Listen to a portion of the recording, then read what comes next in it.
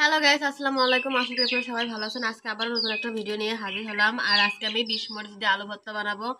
এই দেখুন, এখানে আমি 2টা আলু সিদ্ধ করে খোসা ছাড়িয়ে নিচ্ছি। এবার এগুলো আমি একটু ছেড়ে নিব।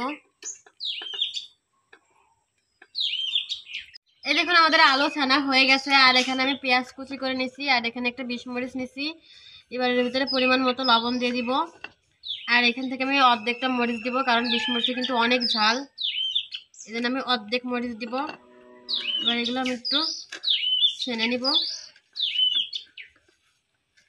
আমাদের 20 মরিচ ছানা হয়ে গেছে। আর 20 মরিচ দিয়ে কিন্তু সুন্দর একটা ফ্লেভার বের হচ্ছে। আমার কিন্তু 20 মরিচ খেতে কিন্তু খুবই ভালো লাগে। আর কার কার 20 মরিচ ভালো লাগে অবশ্যই কমেন্টে জানাবেন। আর যদি হয় 20 মরিচ দিয়ে আলু ভর্তা, তাহলে কিন্তু আর কোনো কথাই নাই। এই একটা ভর্তা দিয়ে কিন্তু আমি 1 প্লেট ভাত খেতে পারি। আমি সরিষার তেল দিয়ে দিছি। এবার আমি আলু ভর্তাটা ভালো করে মাখিয়ে নিব।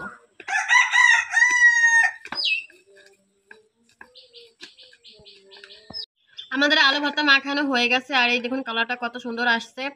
20 মরিচ দেওয়ার জন্য কিন্তু সুন্দর ঘ্রাণ বের হচ্ছে। এই দেখুন, আমি গরম গরম ধোয়া ওঠা ভাত নিয়ে এসেছি। আর এখানে 20 মরিচ দিয়ে আলু ভর্তা। এই 1 প্লেট ভাতই কিন্তু আমি শুধু এই আলু ভর্তা দিয়ে খেয়ে নিব। খেতে যা হয়েছে না! আপনারাও কিন্তু চাইলে এভাবে 20 মরিচ দিয়ে আলু ভর্তা মাখিয়ে খেয়ে দেখতে পারেন। গরম গরম ভাত খুবই ভালো লাগে। আর ভিডিওটা ভালো লাগলে like, comment, share and subscribe করবেন। ভালো থাকবেন। আল্লাহ হাফেজ।